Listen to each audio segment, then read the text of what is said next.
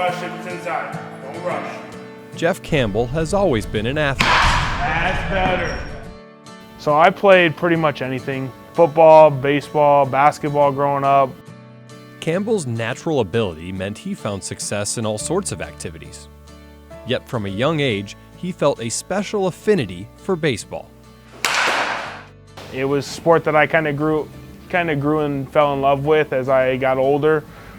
It was something that I was always pretty good at, and then I found a travel ball organization with Coach Reggie Williams, and my career took off from there. Campbell started working with local coach and former major leaguer Reggie Williams well before Jeff could legally drive. Despite his age, the Florida Gulf Coast duo immediately formed a great bond. He was my coach since I was basically started travel ball at 12 years old. But once high school hit, it was high school and Reggie. That's what it was. I played high school baseball in the spring, and once summer hit, I was in Atlanta, Fort Myers, Jupiter, all those big travel ball tournaments. I was with Reggie. While continuing to play all sorts of sports, Campbell's development on the diamond grew steadily. And despite a football shoulder injury resulting in surgery, he knew baseball could provide him with big opportunities. I kind of already going into high school was my goal to play college baseball. It's what I was working for. Like I said, we worked with the travel team, but really after surgery and I came back and I was 86, 89 on the mound and hitting very well. That's kind of when it kind of hit me that I could probably play college baseball. The question was, where? As a two-discipline player, Campbell's options were limited. In stepped coach Reggie Williams, who had been selling Jeff's talents to the University of North Dakota. He asked me, we were in a tournament somewhere, end of our travel ball season, he goes, where would you play college baseball? I go, I would go anywhere you send me. He goes, anywhere. I go, anywhere.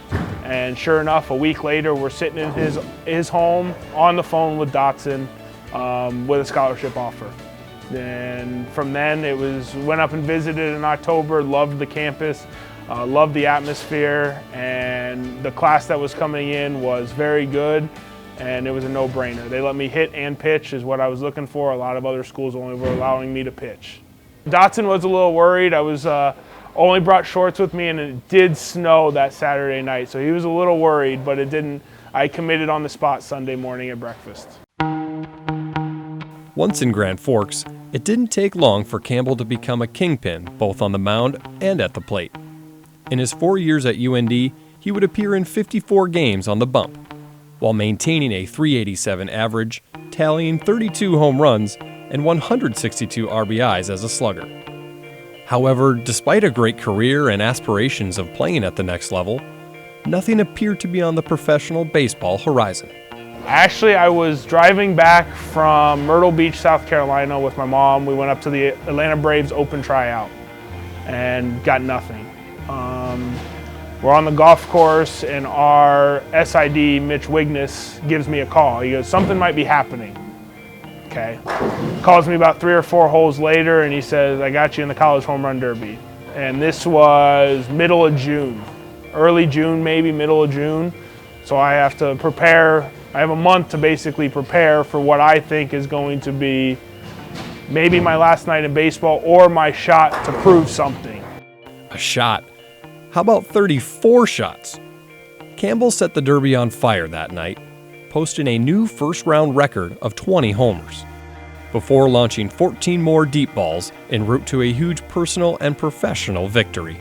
The Braves contacted me within 2 days and they said, we have a spot for you. We're going to send you up to Danville. Are you in? I said yes. I didn't even wait. I said yes right then. I wasn't going to sit there and wait to see if any other team called me. They were the first one to offer me a spot in the contract, and I said yes right on the spot. Campbell would spend 1 season with the Danville Braves before being released during spring training the following year. And it appeared his professional sports story would end there. That is until he picked up a ball with a bit more weight, and one that his family knew well.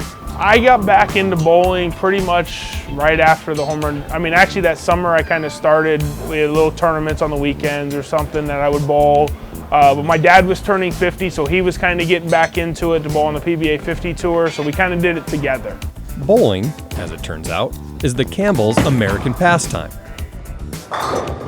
Jeff's father, his uncles, and grandparents all bowled professionally. Naturally, Jeff picked up the family tradition around age 5 and had success as a youth bowler up until graduating high school, when he turned his focus to the diamond. Once professional baseball no longer seemed like an option, though, it didn't take long for his competitive nature to draw him back to the lanes. For me, it doesn't take long. I'm very competitive. Doesn't matter what I'm doing. It helped that a lot of my buddies continued to bowl throughout. They went to bowl in college, some of the kids I bowled against. So once you kind of step back on the lanes with them, you're like, I want to get back to being as good as they were. And that didn't take long.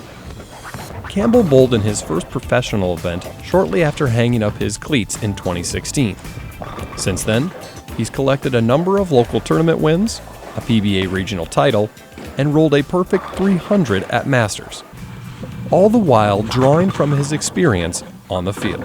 I definitely am learning how to approach bowling from like what I did was as a pitcher. I was very calm as a pitcher. It was next pitch mentality. A hitter, I was a little bit more amped up. Different situations got to me. I have a little bit of both in me with bowling, and I'm trying to learn how to stay one shot at a time. The transition from ball player to bowler is not a common one. But for Jeff Campbell, the chance to compete again is all the motivation he needs. I like to compete, and I'll compete in anything. Whether it's on the lanes or whatever, just trying to be the best I can. If that does compare to baseball a little bit, but it's more of how do I improve myself every day. Not a bad goal to have. Now, while Jeff's playing days may be over, he hasn't completely let go of baseball just yet. Soon after hanging up his cleats, he began coaching at the youth level and soon accepted a position in Sioux Falls with the Sioux Empire Baseball Association, where he now oversees all 14 of their teams. He says baseball still comes first, but if there's a chance to go bowl, you could catch him on the lanes.